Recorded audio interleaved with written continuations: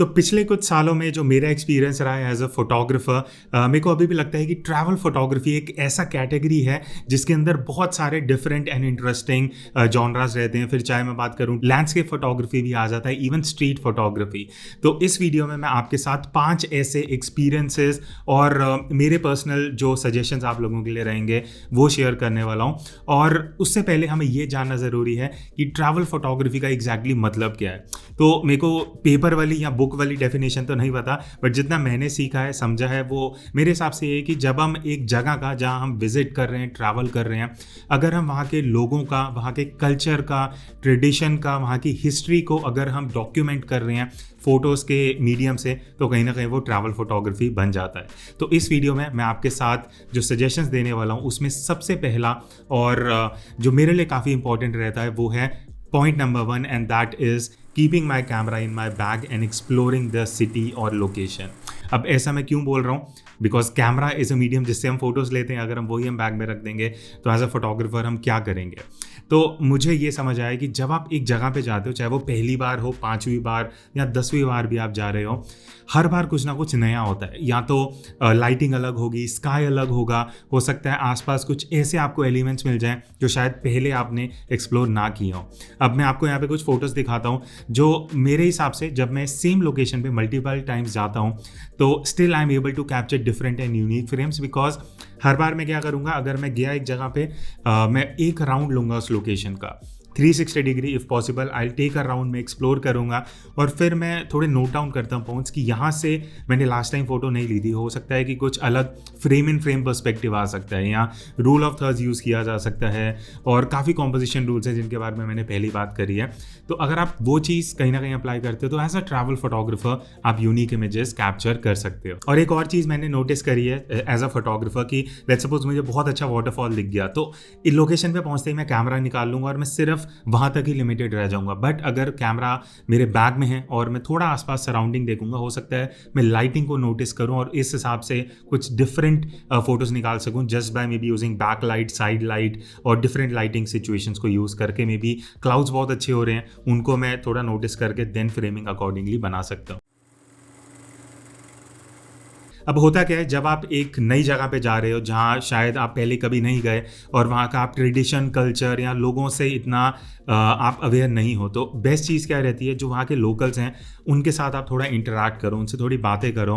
Apart from photography just get to know कि उनके culture क्या है, क्या जिस टाइम पे आप ट्रैवल कर रहे हो कुछ फेस्टिवल हो रहा है, बिकॉज फेस्टिवल जब आप कवर करते हो एकदम डिफरेंट एक्सपीरियंस होता है। बहुत चीज़ें आपको जानने को मिलेंगी, सनराइज पॉइंट क्या है, सनसेट पॉइंट क्या है, और इवन उनका कल्चर और ट्रेडिशन वो लोग क्या फॉलो करते हैं।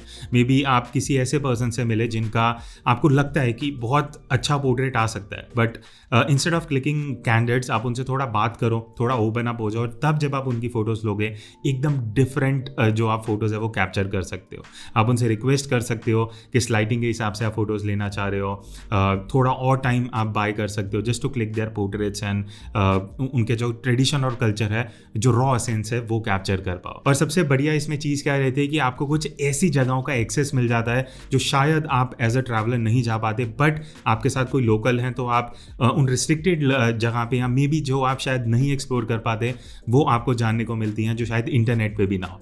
सो दिस इज समथिंग जो अगर आप एज अ ट्रैवल फोटोग्राफर कहीं जा रहे हो, लोकल से बात करना कहीं ना कहीं आपके लिए बहुत हेल्पफुल रह सकता है। पर मान लेते हैं कि आप ट्रैवल कर रहे हो, आपने काफ़ी अच्छी और काफ़ी अमेजिंग फोटोज़ ली, बट जब आप घर पे वापस आते हो आप रियलाइज़ करते हो आपका जो कार्ड है वो करप्ट हो चुका है, या फाइल्स मिसिंग है, या आप एक्सेस नहीं कर पा रहे बिकॉज कार्ड में कुछ डिफॉल्ट हो गया। तो यहाँ पे ही मैं बात करना चाहूँगा about the sponsor of this video, जो कि है वंडरशेयर रिकवरेट। सो रिकवरेट एक ऐसा data, photo and video recovery tool है जिसको मैं पिछले 3 साल से जानता हूँ, मैंने यूज़ भी करा है और काफ़ी लोगों को सजेस्ट किया है। और उसका सोल रीज़न ये है कि अगर आपकी फ़ोटोज़ या इवन वीडियोज़, चाहे वो 1080p हो, 4K and even 8K videos, आप इजीली रिकवर कर सकते हो। और सबसे बेस्ट बात पता है क्या है कि आपको पेड वर्जन पहले नहीं लेना, आप इस वेबसाइट पे जा सकते हो जिसका लिंक मैं डिस्क्रिप्शन में दे दूंगा। आप जैसे ही ओपन करोगे आप इसका फ्री वर्जन डाउनलोड कर सकते हो। यू कैन चेक कि आपका जो करप्टेड या कुछ ख़राब कार्ड है, इवन कैमरा या स्मार्टफोन आप अटैच करके एक बार डेटा फाइंड कर सकते हो और आपको ये दिखा देगा कि कौन कौन सी फाइल्स रिकवर हो सकती हैं, इंक्लूडिंग फोटोज एंड वीडियोस। और अगर आपको उनको आगे जाके रिकवर करना है आप इसका सब्सक्रिप्शन ले सकते हो। एंड रिकवर इट एप्लीकेशन का यूजर इंटरफेस काफ़ी सिंपल है। आपको सारी ड्राइव सामने दिख जाएंगी, जिसमें से भी आपको डेटा रिकवर करना है आप क्लिक कर सकते हो और आपको ईजिली यहाँ पे गाइडेंस मिल जाएगी। So if you are interested, link is at the description, आप फ्री वर्जन डाउनलोड करके चेक कर सकते हो। अब अगर मैं बात करूं पोर्ट्रेट्स की या फिर अगर आप people of a certain location shoot कर रहे हो, तो मेरे हिसाब से सबसे इंपॉर्टेंट चीज़ क्या रहती है, जैसे अभी तो मैंने आपको बताया कि आप उनके साथ थोड़ी बातें कर रहे हो, but the next thing is lighting को अच्छे से स्टडी करना। पोर्ट्रेट्स में लाइटिंग का बहुत इंपॉर्टेंस है और कोई भी लाइटिंग परफेक्ट नहीं है मेरे हिसाब से। अगर आप साइड लाइट यूज़ कर रहे हो वो भी सही आ सकती है, 45 डिग्री पे straight back light, any lighting can work good for you. Depend करता है कि आप कैसे उस इमेज को देख रहे हो। अब अगर मैं आपको यहाँ पे कुछ पोर्ट्रेट्स आप देखोगे, किसी में स्ट्रेट लाइट है, किसी में साइड लाइट है, किसी में एकदम बैक एंड से मैंने लाइटिंग दी है। इट इज़ ऑल अबाउट आप उस पोर्ट्रेट को कैसे इमेजिन कर रहे हो और आप कैसे एक रॉ सेंस उस पर्टिकुलर उनके कल्चर का या उनके जो रॉ एक्सप्रेशंस हैं फेस पे, अगर टेक्सचर है वो आप निकालना चाह रहे हो। तो लेट्स सपोज अगर फेस पे टेक्सचर आपको दिख रहा है तो थोड़ी साइड लाइटिंग ले सकते हो, बिकॉज फ्रंट लाइटिंग में शैडोज एकदम खत्म हो जाती हैं। तो it is all about light and shadow. अगर आप शैडोज को रीड करना समझ जाओगे तो लाइटिंग आपके लिए चुटकी का खेल हो सकता है। बट आई अंडरस्टैंड, मेरे साथ भी ये शुरू में बहुत हुआ है कि लोगों से हम इतना बात नहीं कर पाते, हमें थोड़ा सा ऑकवर्डनेस होता है, शायद वो मना कर दें फोटोज़ लेने के लिए या कुछ ऐसा हो। तो जस्ट लाइक स्ट्रीट फोटोग्राफी, आप कैंडिड फोटोज़ शूट कर सकते हो। अगर आपके पास थोड़ा टेलीफोटो लेंस है ताकि आपको ज़्यादा पास ना जाना पड़े, तो आप कैंडिड मूवमेंट्स कुछ इस तरीके से शूट कर सकते हो जहाँ पे उनका अगेन अगर वो हंस रहे हैं, बातें कर रहे हैं, एंड आप आसपास कुछ ऐसी लोकेशन दिखा सकते हो जो उनके ट्रेडिशन का है, जहाँ ट्रैवल कर रहे हो उसका कुछ एसेंस आपको मिल सके, तो वो कहीं ना कहीं आपके लिए काफ़ी बेटर फोटोज़ निकाल सकता है ये जो पर्टिकुलर टिप है।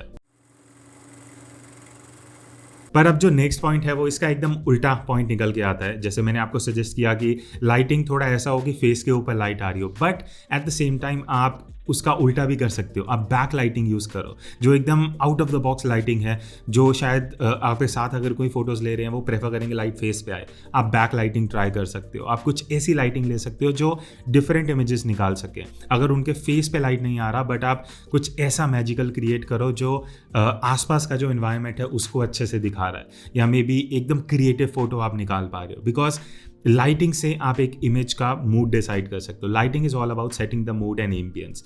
तो चाहे वो फ्रंट लाइटिंग हो या बैक लाइटिंग हो, टोटली डिपेंड करता है आप उसको कैसे डिफरेंट बनाते हो। और यहाँ से ही मेरा सेकंड लास्ट पॉइंट निकल के आता है और वो है शूट ड्यूरिंग ऑड आवर्स। अब बहुत बार क्या होता है कि हमें लगता है सनराइज और सनसेट एकदम आइडियल टाइम्स हैं अगर हमें फ़ोटोज़ लेनी है, फिर चाहे वो लैंडस्केप हो, पोर्ट्रेट्स हो, बिल्डिंग्स की फ़ोटोज़ हो। बट एक बढ़िया चीज़ जो मैंने अभी पिछले कुछ महीनों में समझी है वो है कि ऑड आवर्स में अगर आप शूट करते हो तो आपको कुछ डिफरेंट इमेजेस मिलती हैं। अब जैसे रिसेंटली मैं पुष्कर ट्रैवल कर रहा था, मैंने देखा मोस्टली लोग 6:30-7 बजे के आसपास शूट करने आ रहे थे। मैं 1 घंटे पहले पहुंच गया, जब एकदम ब्लू लाइट होती है, ब्लू आर सनराइज होने से पहले, तो उस टाइम पे क्या होता है आपको एकदम डिफरेंट इमेजेस मिलेंगी। जैसे यहाँ पे कुछ लोगों ने छोटे सी वो फायर जलाया हुआ था और वहाँ पे वो सुबह का लाइक तैयारी कर रहे थे, सब उठ रहे हैं and everything is being set up. वो जो इमेजेस हैं वो कहीं ना कहीं एकदम डिफरेंट निकल के आती हैं। सिमिलरली सनसेट के बाद एकदम डिफरेंट लाइटिंग हो जाता है, डिफरेंट एम्बियंस होता है। उस टाइम पे जब आप कैप्चर करोगे मे बी लैंडस्केप, स्ट्रक्चर्स,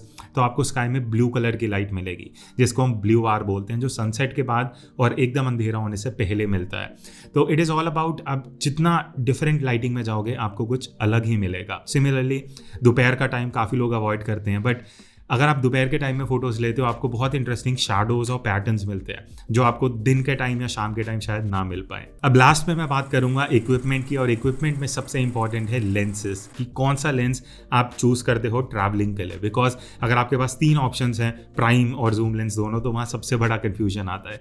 तो मेरे हिसाब से मुझे जो पर्सनली मेरा चॉइस रहता है कि मैं जूम लेंस लेके जाऊँ। बिकॉज अगर आप एक पोर्ट्रेट लेंस लेके चले गए जैसे 85mm और आपको कुछ डिस्टेंस पे कुछ अच्छा पोर्ट्रेट दिखा।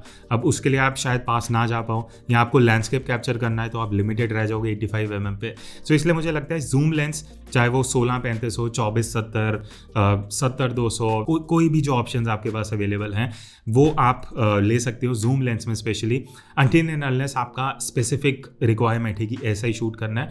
अगर आप ट्रैवलिंग कर रहे हो और आपको थोड़ी फ्लेक्सिबिलिटी रखनी है, जूम लेंस कहीं ना कहीं आपको हेल्प करता है। इन लेंसेज लाइक 55-250, 55-300 जिसमें थोड़ा ज़्यादा रेंज मिलता है वो आपको हेल्प करेंगे। भले ही आपको क्वालिटी में थोड़ा सा कॉम्प्रोमाइज़ होगा, बट जो आप इमेजेस निकाल पाओगे उसमें थोड़ी फ्लेक्सिबिलिटी मिल जाती है। So that's it. अगर ये वीडियो आपको हेल्पफुल लगी, डू लाइक द वीडियो, अपने सजेशन कमेंट में छोड़ना, एंड मैं आपको इसी तरह आगे इंटरेस्टिंग वीडियोज़ में मिलता रहूँगा। Till then take care and keep clicking.